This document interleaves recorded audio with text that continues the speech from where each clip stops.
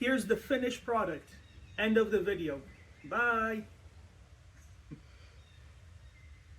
It's going to be a fully detailed video of this KURSKI K3000 build.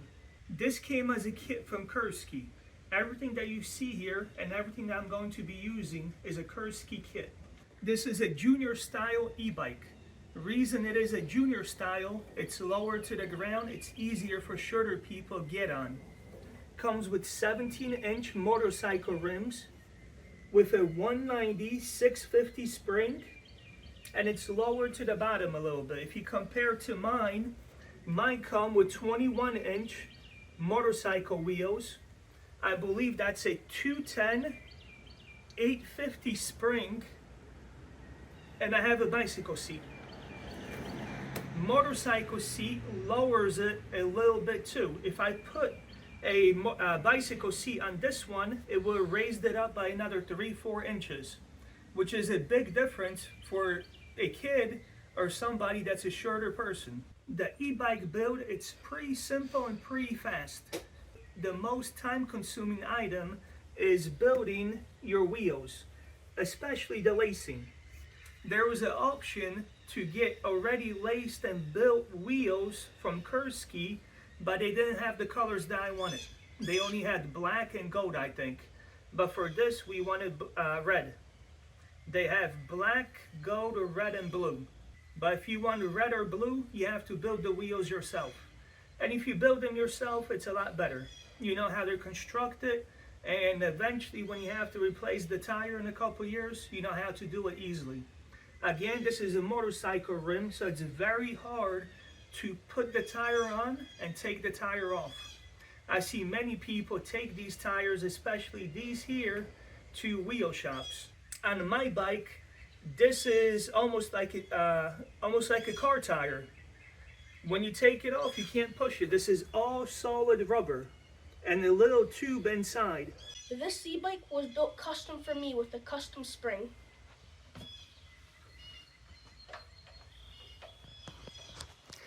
The spring is very good for him. It's a 650. It has just the right amount of bounce. And stop bouncing, Thomas. When he just sits on it, it has the right amount of cushion, of drop. It has about 1/2 inch, 3/4 inch to 1 inch of drop. It's just right for him. You can see his feet. They're touching the ground nicely on both sides. In maybe 1 year, this bike will be just the perfect fit for him. When we first started building the bike, we put a bicycle seat on it and it was way too high.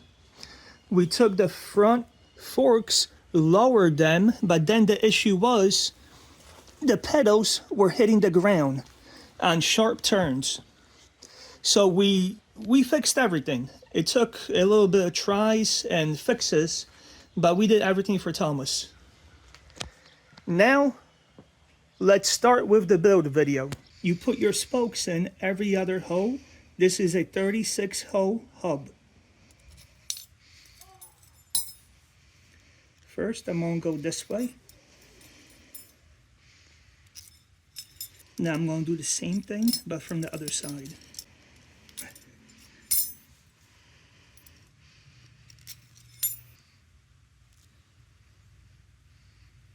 To insert the spokes, it's very easy. You start with your top layer and you go every other hole. Doesn't matter what hole you start. 1 hole, 2,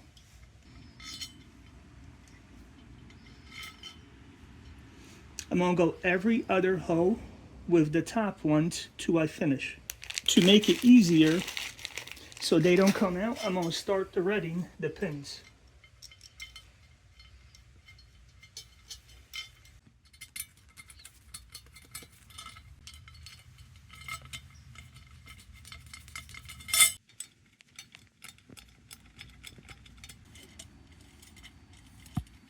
This side, every other spoke. Then you move to this side and you put it in every other spoke too. It's loose. make it tight from here.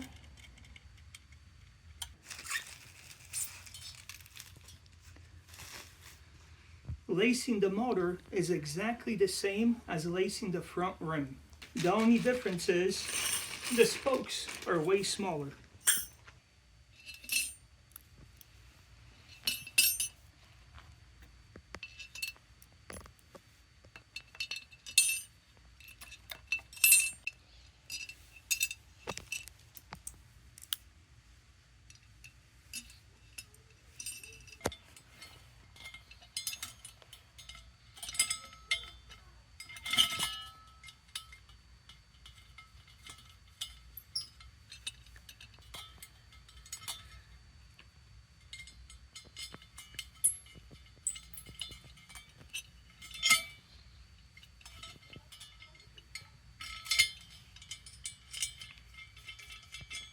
Lacing the motor, it's a little bit different. You still skip every other one. You can see it's a X here. Come with this one, I skip here and do another X. Same thing here, I'm skipping one and going 2 in. Now you can see it better. X, skip one, X, skip one. In between we're skipping one too. Skip one, X. Both rims fully laced. Motor in an X pattern, front rim in a straight pattern. Next step is to make the rim tight. There's play in it. Each spoke has to be tight within maybe 1/8 to 1/4 inch of the end thread. The key is to make each one the same length. Each rim is different. Some rims you have to take it down to an 1/8 inch, 3/16, 1/4 inch. The whole point is that each one is the same, roughly the same length. On this rim, it's coming out to be about 1/8 inch.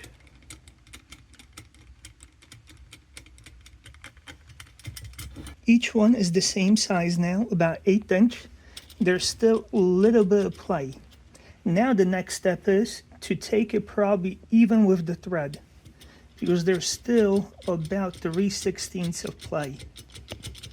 Now I'm going to start and go around again and take it even with the thread.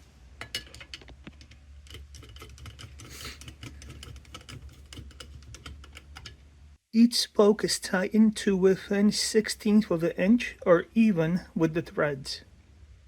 Now I can feel there's no play in the spokes. Very little. Next step is to make the wheel true. The motor spokes are fairly tight. They went almost even with the threads. Both rims are laced up. I can feel some are tight, some are lightly loose. Next step is to true the rim. We have to true the rim, turn it like this, and make sure it's not wobbly. To true the rim, it's very easy. To true the rim, I have to put the frame together. So I can put the rim, the hub wheel on the back. To put the frame together is very easy. Just put a screw through. On the screw, you have to put some grease.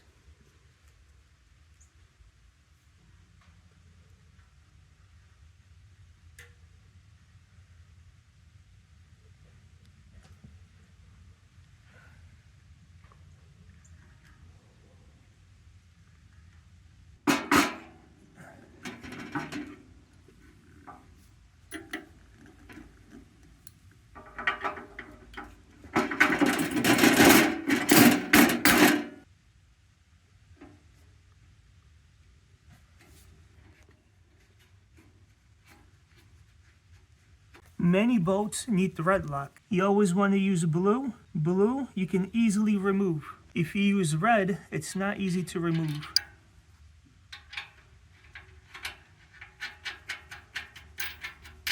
You want to make it tight, but not too tight.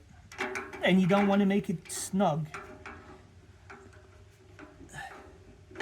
You're going to feel it. A little bit more than snug, but less than tight.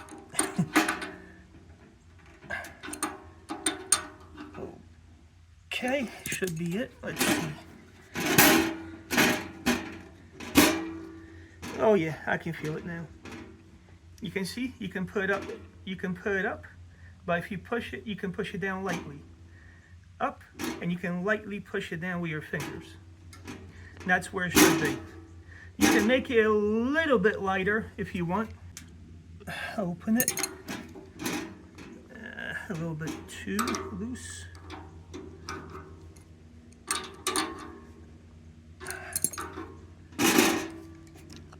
That's perfect right here. When I let it go, it takes a little bit to fall down. A little bit tighter is better than not tight enough. That's it, we got it.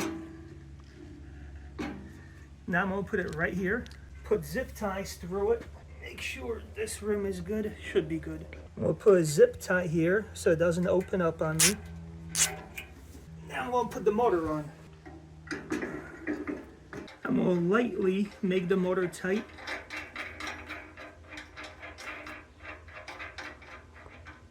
Just so it doesn't wobble on me. That's what I'm trying to get. No wobbly.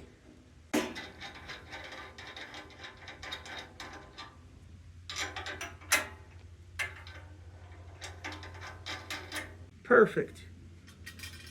Now it doesn't move, but I can even see from here. It's way, way, way out. Now, I need something here, so when I do this, I can see how far off my rim is. I need to see this, how far off it is. Then I need to see here, how far off it is here. First, I'm going to do this. Again, zip tie is the best thing to use.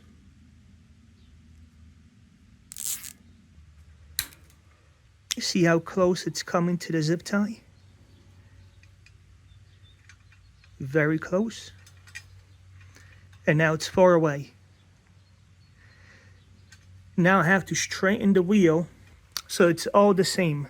The gap, it's the same. The difference in the gap, the off run can be up to 2 millimeters. To set it, it's very easy. We need a spoke tool, and these are 10 spokes. So we do on the 10 spoke tool.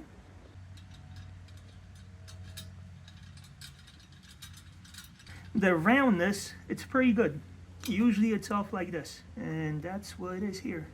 So what I'm gonna do is from here to here, it's going to be less to take it this way. Take the 10, and let's take it this way. Making it tight. Now I'm going to make each spoke nice and tight.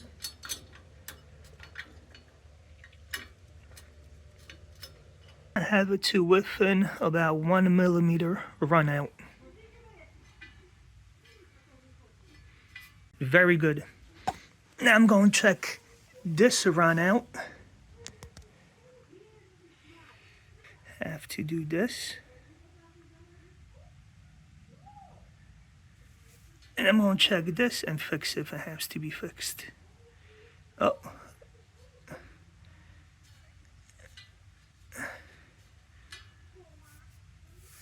Looks like it's going to have to be fixed, but I need a better zip tie. This one is no good.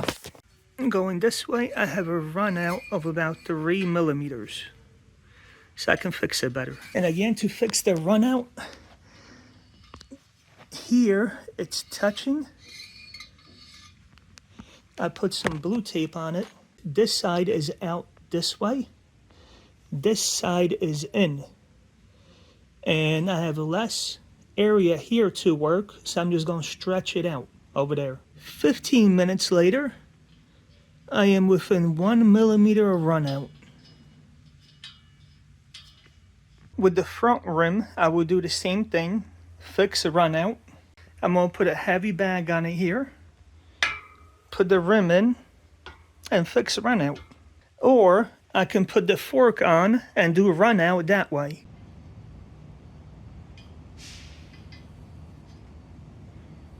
Within 1 millimeter. To true the front rim, I'm gonna put it on the fork, and I'm gonna put the fork on the frame.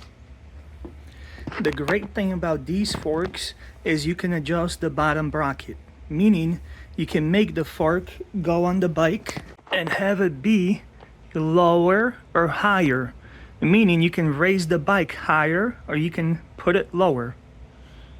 You can see it from this fork right here. If I unscrew these two brackets, I can put the fork higher, making the bike lower. Great for somebody that's short. And another thing with this build is I'm using 17-inch rims. That's 21-inch, and it's gonna make the bike even lower. That's 21, 17. We're gonna get it lower by maybe 2 inches.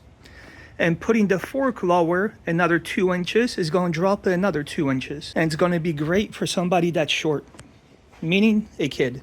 To put the fork on, we have to put the bearings on. I always use 100% fully sealed bearings. For a fork, you have to use the best quality bearings you can get. The first part that goes on is the collar. This part goes into the frame, and this part goes into the top of the frame, and this is going to be the top of the collar. Putting on the bearings is very easy. The key is don't put grease here. I see many people putting grease. It's no good. The grease can make this bearing spin. It's almost a hand fit. Whack it a couple times. That's it, it's in. There's a tool you can use that compresses the bearings, but it's not needed for these frames. These frames are precision made and precision cut right here. When they make these frames, this piece is made first, and this part here, it's cut on a CNC machine to be 100% the same size as your bearing. Hit it with a soft hammer, and that's it. No grease, and you don't need a tool, special compression tool for these bearings. Installing the fork is very easy. Put it in the hole. There we go. Bam. Remember, there's a piece on the bottom right here that helps the bearing sit and it turns easier. Then the top piece are these pieces here. We're going to put in this one.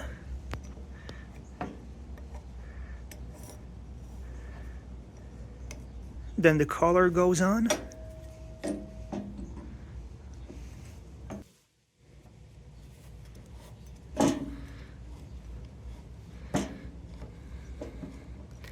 The key is you want to make these two snug.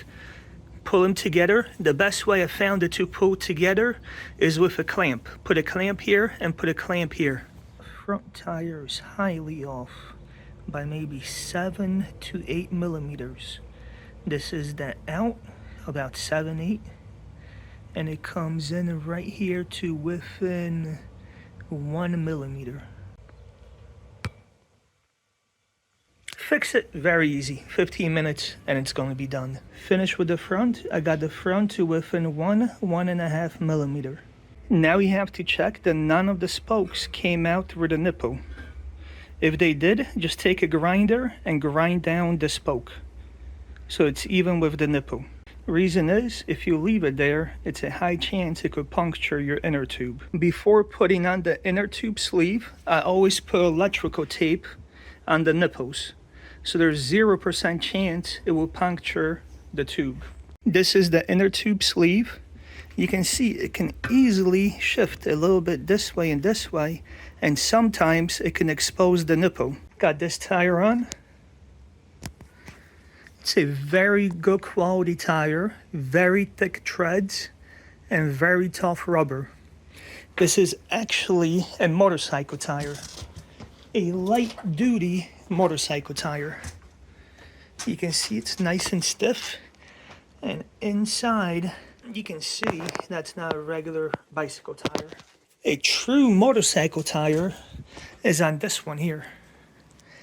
This right here is a true motorcycle tire for street road.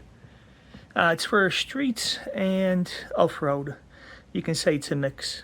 And it's very, very hard to get this tire on. Once I get one bead on, this is when I put the inner tube in. Right now, I don't inflate my inner tube. Some people do. I don't like to. Put the inner tube in from this side right here.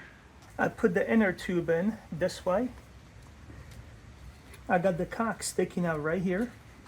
Now I'm gonna start right here where the cock is. I'm gonna start to push it in by hand.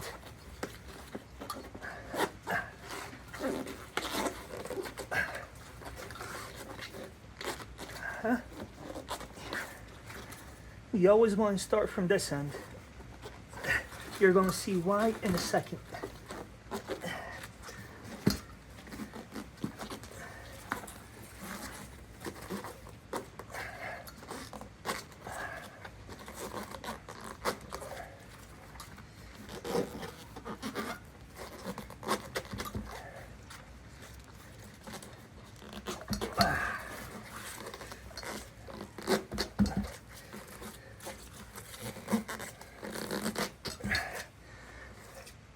If you remember, this isn't a bicycle tire.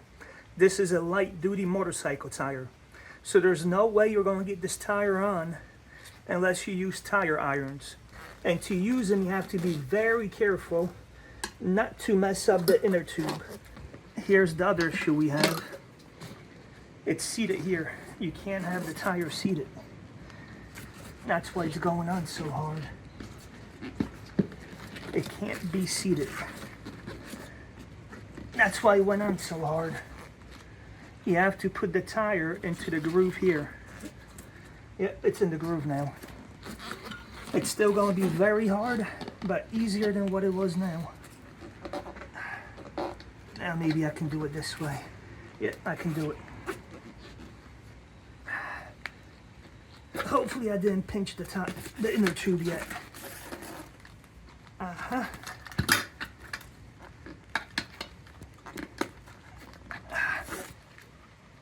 There we go.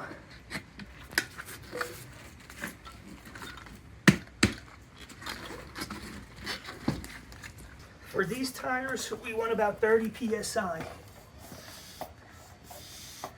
What you didn't see is with the small tire, I pinched the inner tube and I messed up the inner tube. Should be good.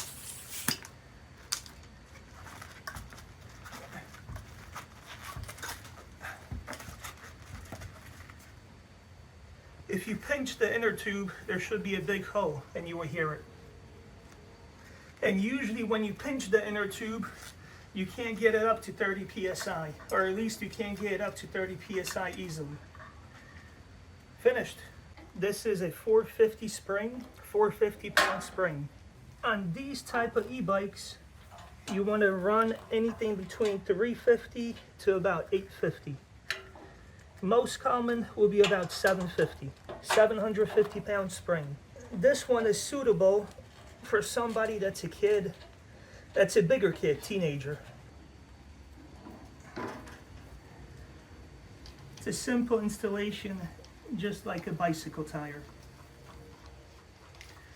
This is good for medium speed applications. You don't want to be running this type of fork when you're going 80 miles an hour. If you have a very high speed build, you have to build it like this. When you're doing a very high speed build, this is the setup you need. A through hole axle and 2 extra bolts in the front. If you're going anything over about 55, this is the setup you want.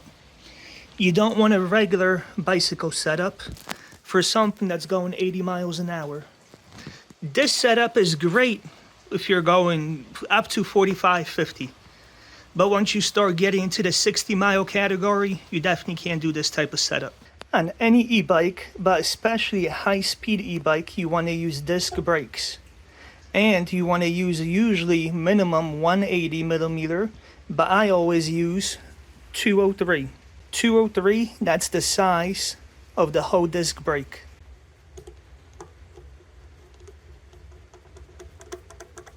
And the screws come pre-sealed. with blue thread sealer.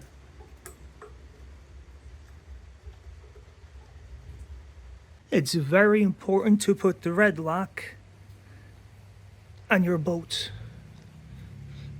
especially your bicycle tire boats.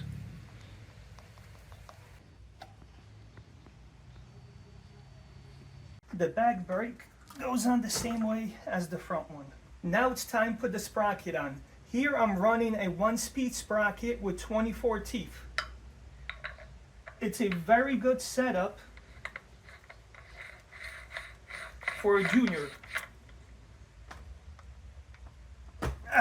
Got it.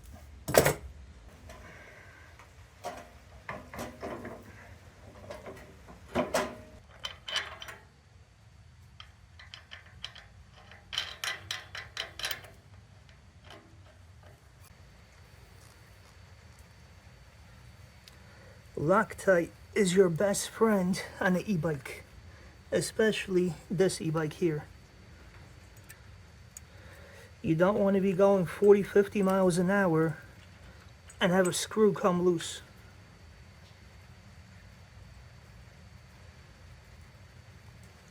That's why the design on the back, it's very high torque. You got your main bolt and this is a safety bolt. Go in almost tight here. Now we're gonna hit the tire, make sure it's in very good. Looks like it's in. Yep. Now we can make it tight.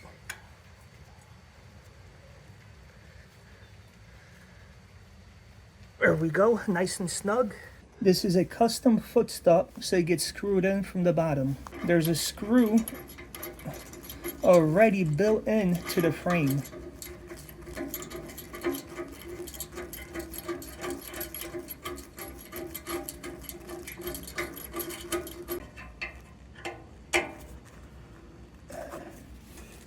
Okay. So far the build is going very, very good. If you compare the two, you can see how much shorter this one is. How much better this bike would be for somebody shorter. Wow, this bike would fit great on me. It's just the right size. Is it good, Thomas? Yeah, it's very good. Let me see the seat. Maybe we might have to put the seat lower. Go to the handlebars. Show me this. The handlebars, we're going to have to put the handlebars going back. Going back with maybe 60 or 90 millimeter back drop, and maybe the seat. We have to also put the seat lower. This setup right here is the setup I want. It fits me perfectly. To do this here, we have to drill 2 holes. The seat post is made to go here, but there's clips that come with this that you can drop the seat post down. Drop it down to right here, but we have to drill holes here so we can screw in here and here. But this is the best setup for him. So when he comes down, he has a big rest that he can do right here. Or maybe, let's see if I put it up here. Maybe let's see this too. Is this good? No, you can sit on top of here, right? Yeah, it looks like it. So I don't think we have to drop it. Get off. Let's put the seat in here, see if he can sit up here. If we drop it, you're gonna outgrow this in maybe 2 years. And you're gonna be putting the seat up anyway. This setup is great. In a year or two, it will be better, but right now it's also good. You can reach with your tiptoes. It's good enough for now. Yeah, you can get on the pedals, you can get on the seat. When you drop down, you can touch the floor. I think it's very good. This is how we're gonna set it up.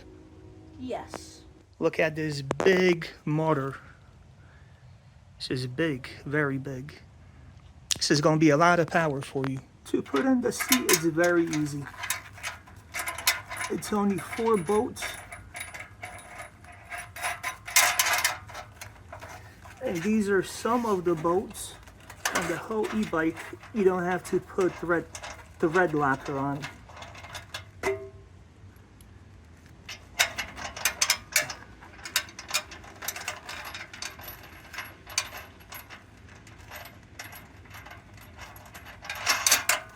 they made this from heavy duty bolts.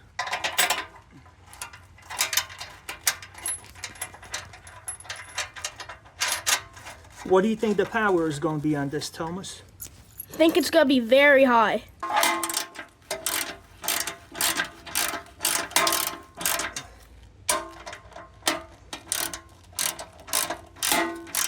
To make this go on, and it's easy screwed together, and the seat is very tight, we want to compress this a little bit. From the factory, I noticed that it comes a little bit loose.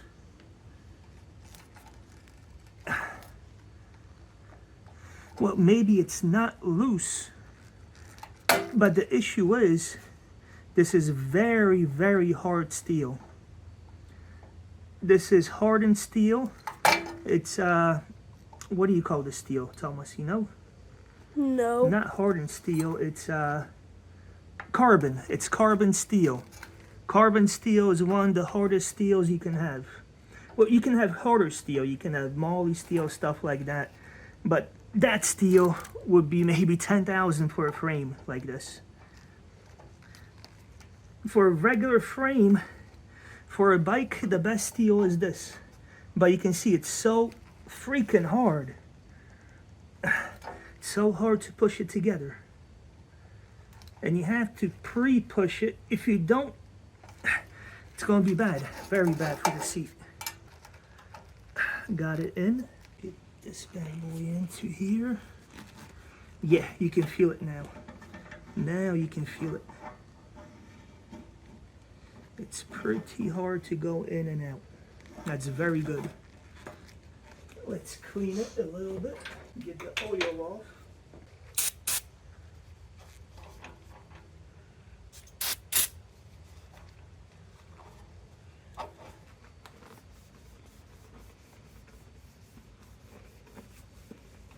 Once you know where you want your seat at, which is going to be right here, you want to put some marks on here. It helps the seat sit better.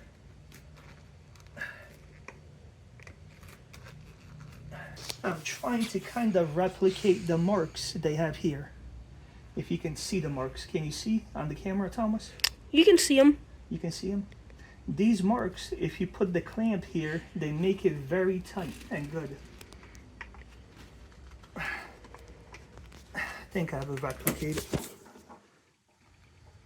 And if you buy this from the factory, I've seen this is the same way they make them. Exactly like this.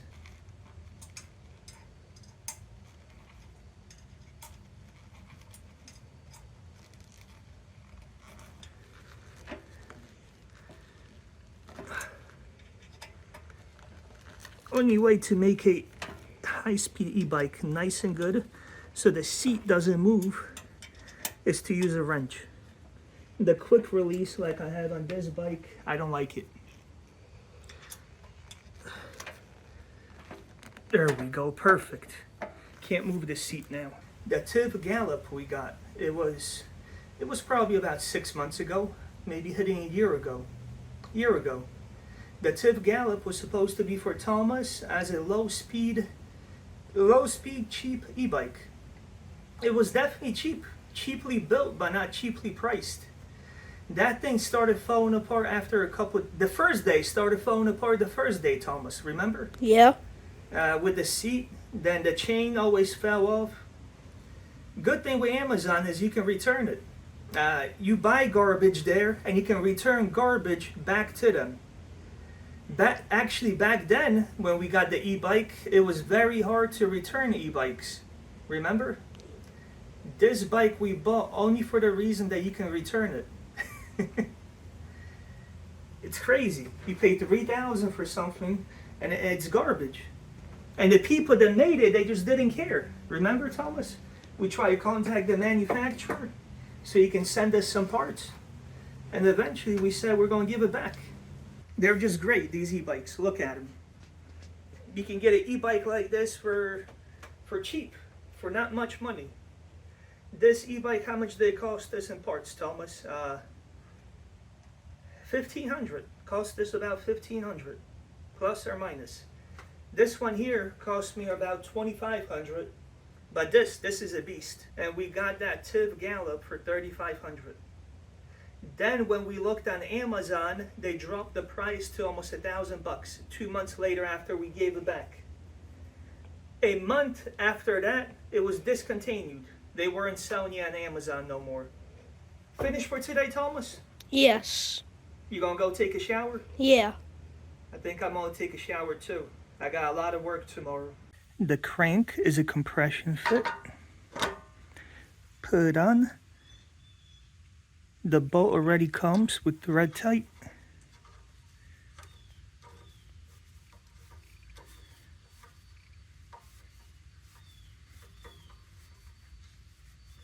Snug, not too tight. Pedal sensor. Pedal sensor has 3 wires. It's very similar connection wires as your throttle. Pedal sensor goes on this side, opposite from where your flywheel is. And usually it has a wire that comes out sideways, sometimes on the bottom. Goes like this. Push it in very tight. And that's it. Maybe yes, maybe no. From the factory, they always put little glue here. And you have to put it very little so it doesn't drop into your sensor right here, into the part that turns. Maybe put a little bit on the bottom and a little bit here. The glue that I usually use is hot glue, and I think that's the same stuff they use at the factory. Hot glue. A little bit here and push the sensor in. Routing of wire. I need to put a zip tie here so the wire never gets caught in here. A zip tie comes later. There's going to be more wires routed through here. Chain is on. To put the chain on, it's very easy. Just have to connect the rings. There's one that goes in here, and there's the locker ring on the other side. Putting the chain on, you have to push the wheel back a little bit to tighten the chain. Before, it was here, and I needed to push this one back about 1/2 inch. This is a custom chain. It's 116 links. Usually the maximum you can get is 114. After a while, it's going to stretch, and then we're going to have to take a link off. A while might be 2 years, 3 years, 4 years, 5 years.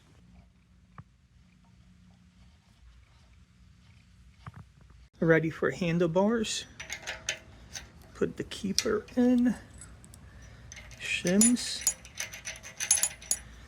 Put in all my shims, and let's see. Too many. Take one off.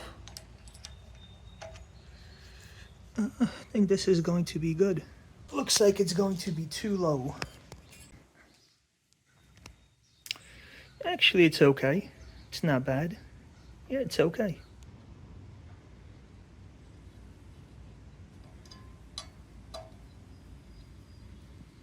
So far, all good. Chain is on, pedals on, handlebars are on. In my opinion, we're gonna have to raise the front fork. I just came back from a ride, and on sharp turns, the pedals will hit the ground. The issue is the bike is too low, and the spring has to be a higher pound spring. Maybe it's good for Thomas. Let's see how much the spring bends. Next up is KURSKI hydraulic brakes. These brakes are amazing. You can get upgraded pads for them.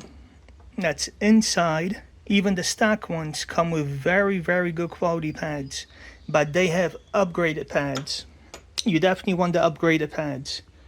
It's way better. But even these stock are way better than any bike I bought on Amazon that had hydraulic brakes. Installing brakes is very easy. That's it, installed. 2 screws. But before, you have to install a bracket. This bracket is a 180 to 203 conversion. These forks are set up for 180 millimeter brakes. Most forks come with 160 millimeter brakes. 160 is okay if you have a regular bike. I always run 203s, and most good quality e-bikes, they have 203. Some have 180, it's okay if you have a low speed. Conversion bracket, and on top of the conversion bracket, it's the brake that goes on. 4 screws, 2 in the conversion bracket from 180 to 203, then the brake. Back is another bracket to convert it to 203. Goes on like this, and the KURSKI brake is going to go on top. You don't want to remove this little orange holder till you're ready to put it inside, or your discs might fall out. Next up is the light and horn switch. The throttle is a 2-piece, and this is a holder piece. Keeps the throttle from shaking. Screen is very easy to go on, clips on, and it takes 2 screws right here. All wiring on the e-bike is plug and play. Basically, take the 2 pieces, put them together. What they do at the factory is they put glue in here, hot glue, so the wires can't come in and out. So it's a good idea to put hot glue in here and on this side. And I seen from the factory they also put hot glue here so it can't move. The plug and play is very easy. Each one has different amount of ports, so everything on the bike is plug and play. The way you can figure out what wire goes where is how many ports the wire has. The screen wire has 5 or 6. It's your biggest port wire. The motor hub wire is six ports, 3 on top, 3 on the bottom. Again, that's the only wire that has that many ports, 3 on top, 3 on the bottom. That's for the motor hub. The screen, it's either 5 or 6. That's the only one that has that many. For the throttle, it's a 3-pin wire. And for your pedal sensor, it's 3 pins too. The difference is the throttle wire, it's red, green, white. And the one that goes to the sensor, it has a brown wire in it. You're going to see the wires, which ones are for what. The brake wires, there's brake wires, and some of them, they have brake wires that go to the computer. Some of them have brake wires that go to the headlight. The most complicated system on this e-bike is the lighting. The back light, the front light, the LED lights. That's the most complicated part on the system, and they're 2 separate wire systems. You have a wire system that's to control the e-bike. That's your throttle, that's your brake, your screen, your motor. That's a separate system. Then your lighting system, it's a 12-volt system. And that runs, the lighting system runs off a transformer. This is a 4872 transformer to 12 volts. The transformer gets hooked up to the battery. The battery is 52 volts on this e-bike, and it transforms the 52 volts to 12 volts. The whole lighting system is 12 volts. The bike rips. I just took it for a test ride, and I got it up to 38. Thomas decided to put a motorcycle seat on it. The bicycle seat was way too high. At the same time, he replaced the spring. He put a 650-pound spring on it. Put a 650 on it. He raised the front. Now he said it's way better for him. Raising the front, he has more ground clearance. And he put a motorcycle seat on it. And the motorcycle seat drops down his clearance of his feet to the ground. And Eric is doing something with his razor. Looks like it fits Eric too. We're getting finished for today. It's almost 10 o'clock. Good? Could you ride it, Eric? Yeah. With the motorcycle seat, you can definitely touch the ground. And we raised it, and we raised up the forks all the way to the top, installing the lights. And Eric finished building his razor, not building, repairing it. I'm finally on the very last step of finishing this KURSKI e-bike. Took me a few days to get here, But after I'm finished, this thing is going to be a total beast. I'm lacing the front wire with this wire lacer. Goes over the wire looks nice, and it doesn't move. It's finally finished. I'm going on my first test drive.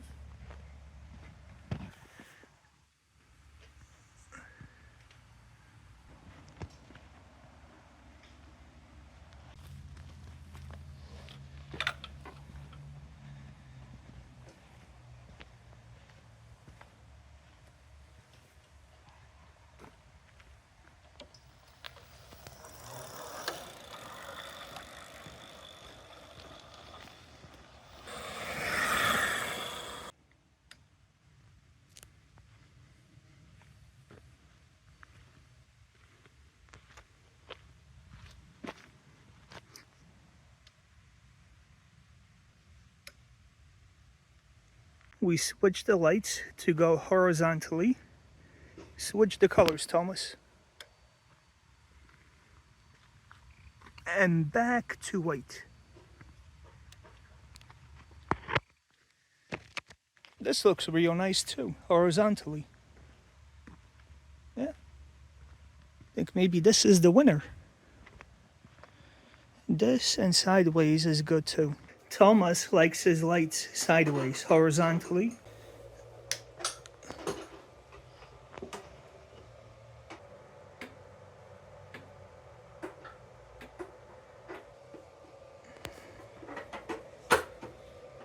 Charging. LED lights, horn. Off for all lights. On for regular. And this is for yellow. Yellow are meant to be if you're driving on the street and a car is passing you. White ones are high bright ones.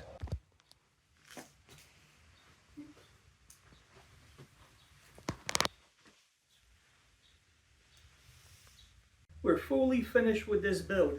It took maybe close to 10 hours to build this bike. Reason is Thomas, he was building a lot and he's learning how to build. It's fast, it's in the high 30s. I think I got it up to 37, 38. My beast goes in the 50s. So the speed difference between the two it's not very big. This one goes in the high 30s, that one goes in the 50s. The big difference is mine has very heavy acceleration. Mine, when you hit the gas, it pushes you back. This one does a little pushing back too. It's a 3000 watt and it pushes you back. Not a little bit, it pushes you back a decent amount. This e-bike that we built, it's the lowest power e-bike you can get from KURSKI. And it's way more funner, way more faster, way more torque, pulling power, everything than anything you can get on Amazon. And it's priced very good. It's about $1,500 if you buy the parts, and I think if you buy a fully assembled one, it's about the same price. I think maybe 100 or 200 more. And is it better to buy a fully assembled one or build your own? Fully assembled ones come a little bit better. The wires, most of the wires in a fully assembled one, they're soldered. They're not plug and play. There's some plug and play that I've seen, but most of them they're soldered. On the bike you build at home, all the wires are plug and play. So you plug in all the buttons. What bike has better handling? Thomas' bike. I like his bike. It's very light. My bike is close to 200 pounds. Thomas's bike is maybe 120 pounds in the 100 pound range. And his bike is very light. Easy to pick up. And this is where all your weight is. The motor and the battery, that's maybe 80% of this bike's weight. And it's not very hard to pick up. If you move over to my bike, it's hard. Very hard to pick up. If I go like this, I'm going to hurt my hand. I'm picking up 200 pounds right here. It's a lot of weight in this motor. If you would take this motor, it's very heavy. Battery is very heavy. And these tires are very heavy. This is almost solid rubber, the tires. That bike handles better than this bike. That bike is way lighter. This bike here, you can get it to handle a little bit better if you go with a smaller battery. Smaller battery is okay, but for me, I like to ride all day. Riding on this bike, it rides all day. Yeah, it rides all day. This KURSKI bike build was fun to build. Took me about 10 hours, but it was all fun and worth it at the end. This bike goes so fast, I love it. I like the lights to be horizontal because it gives me more field of view. I love the color scheme of it. I just love the crystal white, the bright red lights, and everything else on it. Next video is going to be speed tests with this bike and maybe races with this bike and Dan's bike.